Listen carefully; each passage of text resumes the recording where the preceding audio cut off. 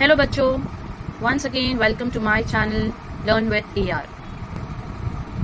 वैसे previous lecture में मैंने डिटेल में आपको एक्सप्लेन की थी about scientific management principles which were given by sir Frederick Winslow Taylor, right. आज इस टेक्स्ट बुक के पेज नंबर 8 को मैंने आपके सामने ओपन रखा है सो दैट मैं आपको टेक्स्ट बुक के बेसिस पे इसको शॉर्टली रिवाइज करवा सकूं। तो शुरू करें। इन्होंने अपने करियर का स्टार्ट किया था as a machinist in Midvale steel works Philadelphia में, एंड वहाँ पे बहुत ही हार्ड वर्क करने के बाद ग्रेजुअली ही rose to the position as a chief engineer. Sir Frederick Winslow ने अपने ऑब्जर्वेशन, एनालिसिस एंड एक्सपेरिमेंट्स के बेसिस पे जो साइंटिफिक डेटा कलेक्ट किया था उसके बेसिस पे उन्होंने हमें कुछ साइंटिफिक मैनेजमेंट प्रिंसिपल्स प्रोवाइड किए हैं, and you can see that he is known as the father of scientific management. Answer start करने से पहले बच्चों, I want to share something कि मैं एक बार जो ओसी का पेपर, बोर्ड का पेपर था, वो चेक कर रही थी। वहाँ पर एक ऑब्जेक्टिव का क्वेश्चन आया था फिलअप में, विथ ऑप्शंस था of course. Dash is known as the father of scientific management, और उसमें ऑप्शंस भी थे Henri Fayol's, Frederick Winslow, means in short था F.W. टेलर, एंड दो और ऑप्शंस थे, दो चॉइसेस और थी, टोटल 4 ऑप्शंस। बट अनफॉर्चुनेटली बच्चों ने एक्चुअली मतलब एक स्टूडेंट ने एक्चुअली मिस्टेक ये किया था कि उसने सिंपली आंसर करना था F.W. टेलर, जो कि एब्रीवेटेड फॉर्म में था, लेकिन उसने पूरी स्पेलिंग लिखा Frederick Winslow Taylor is the father of scientific management. तो इसका नतीजा क्या निकला, उसकी स्पेलिंग एक्चुअली रॉन्ग हो गई। तो वहाँ पर हमारे मॉडरेटर सर के कहने पर मुझे उसके मार्क्स काटने पड़े।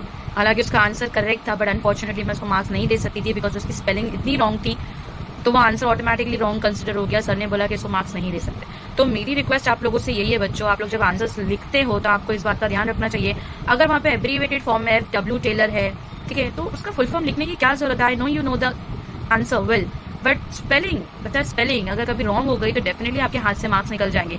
हर एक मॉडरेटर स्ट्रिक्ट नहीं होता, लेकिन अगर आपके नसीब में स्ट्रिक्ट मॉडरेटर आ गया और स्पेलिंग को उसने माइंड किया तो बट ऑफ कोर्स आपके क्या हो जाएंगे, उसमें मार्क्स चले जाएंगे। तो प्लीज़ नेक्स्ट टाइम से हर स्टूडेंट से रिक्वेस्ट है कि ध्यान देकर आंसर लिखना, कोई भी ऐसी मिस्टेक नहीं करना जिसकी वजह से आपका आंसर करेक्ट होते हुए भी आपके हाथ से मार्क्स चले जाए। ओके, तो let's start with the answer finally. Okay students, तो फिर यहाँ पर आप देख सकते हो कि जो टेलर्स मैनेजमेंट थियरी है वो साइंटिफिक एक्सपेरिमेंट्स के ऊपर बेस्ड है।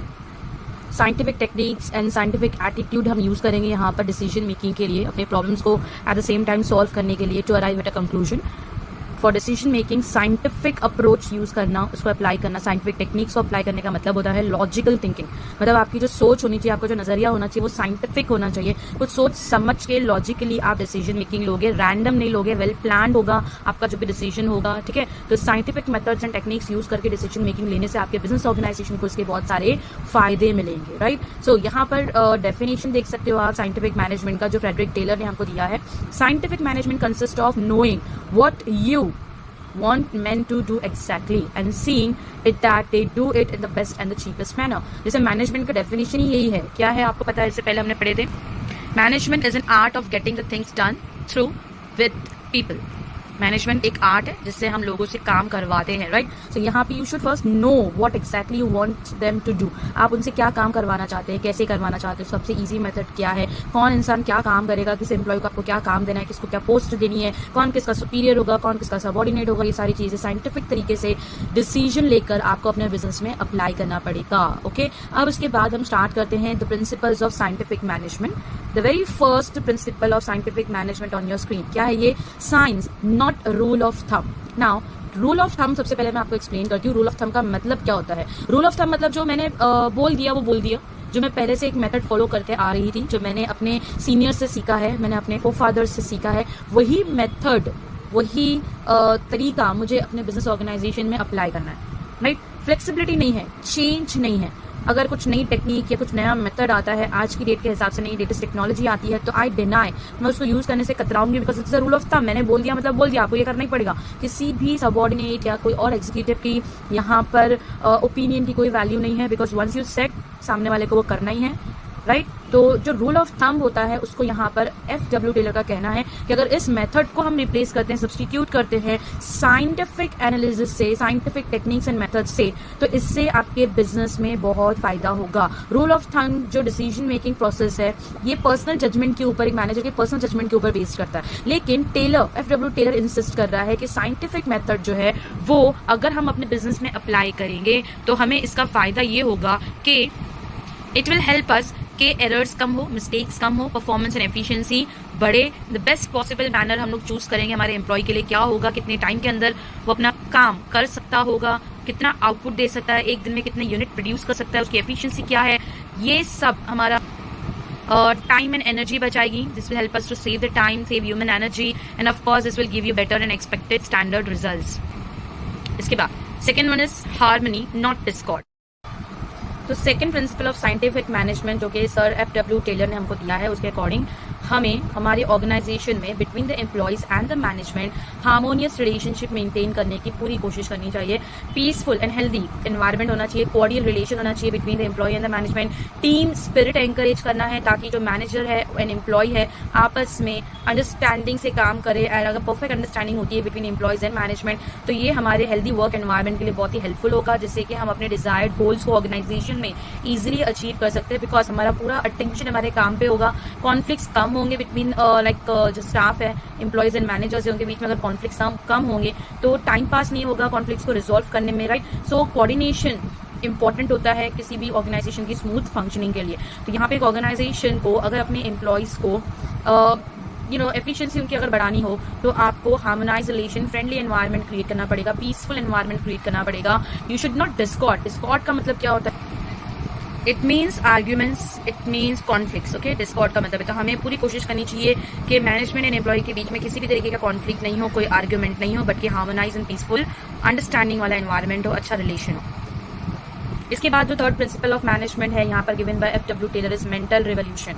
मेंटल रिवोल्यूशन का मतलब होता है हमें इस प्रिंसिपल के अकॉर्डिंग सर कह रहे हैं कि एंटायर फोकस हमारा होना चाहिए in order to bring positive attitude, right. Employee and management का एक दूसरे की तरफ, काम की तरफ एक पॉजिटिव आउटलुक, एक पॉजिटिव एटीट्यूड क्रिएट करना। हमें हेल्प करनी चाहिए हमारी एम्प्लॉय एंड मैनेजर्स की। जैसे हम इससे पहले देख रहे हैं कि हम harmonize and cordial relation maintain करने की पूरी कोशिश कर रहे हैं। We are trying our best to bring coordination between the between employees and managers, right? So this will help us to build a good working environment in the organization, right? इससे क्या होगा? The employees and the managers will definitely cooperate with each other and of course एक manager को अपने organization में अपने employee की efficiency बढ़ाने के लिए necessary training वगैरह provide करनी चाहिए, plus monetary and non-monetary benefits भी देना चाहिए। इससे क्या होगा कि एक revolution change आएगा, confidence level बढ़ेगा, पॉजिटिव आउटलुक अप्रोच, एक नज़रिया बनेगा एम्प्लॉय का, एंड ऑफ कोर्स इससे हमारी कंपनी की ही प्रोडक्टिविटी एंड प्रॉफिट मार्जिन बढ़ेगा। इससे हमारी कंपनी का प्रॉफिट, प्रोडक्टिविटी इंक्रीज होगा of course, right. Then the next is after mental revolution, the fourth point here is cooperation and not individualism. Of course यहाँ पर भी म्यूचुअल कोऑपरेशन की बात हो रही है ऑन द वर्क प्लेस, जिसमें एम्प्लॉयज एंड मैनेजमेंट के बीच में team spirit, trust and cooperation होना चाहिए। डेफिनेटली एक हेल्दी वर्किंग एनवायरनमेंट होना चाहिए यहाँ पर। This will easily help us, right, for our decision making, smooth decision making and working of the organisation will be possible. According to this principle, like cooperation and not individualism, employees must be considered as an integral, very important part of the organisation. उनके values, उनके opinions and suggestions को भी consider करना चाहिए while making the decisions in the organisation. इससे फ़ायदा ये होगा कि हमारे जो एम्प्लॉयज़ है, जो वर्कर्स है, वो स्ट्राइक वगैरह पे जाने से रेजिस्ट करेंगे, अननेसेसरी डिमांड्स नहीं करेंगे, because there is a more understanding between home, definitely manager and the employees, right, because these are the two main important pillars of any organisation. इसी के ऊपर द ऑर्गेनाइजेशन टिका हुआ है। After this comes division of responsibility. Division of responsibility very easy point. जैसे आपको पता है कि work should be divided equally between like all the employees and the managers here according to we can say उनकी qualification, उनकी abilities को ध्यान में रखकर हमें उनमें काम को डिवाइड करना चाहिए।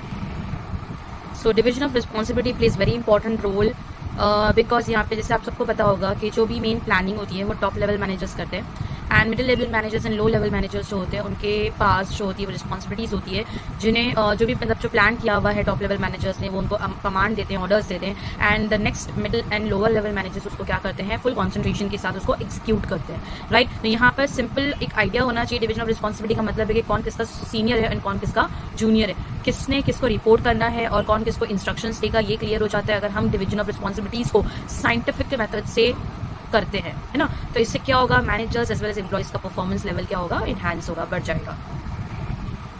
Next move on to the last point, sixth point over here, development of employees for greater efficiency and maximum prosperity.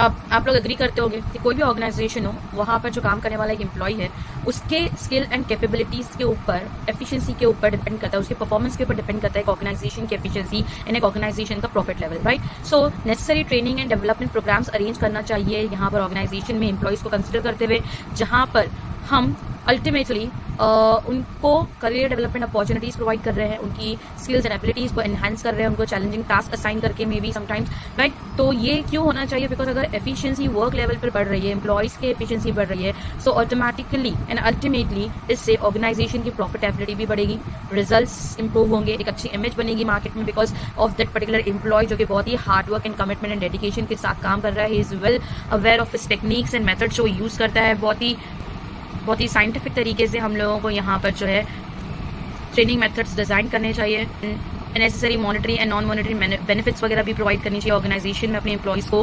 This will help us to boost their morale and of course इससे हमारे organisation की efficiency and prosperity भी बढ़ेगी, right. तो students, हम लोगों ने यहाँ पर जो किए स्टडी वो था principles of scientific management given by sir Frederick Winslow Taylor, right? Hope you understood the answer, everyone. Thank you.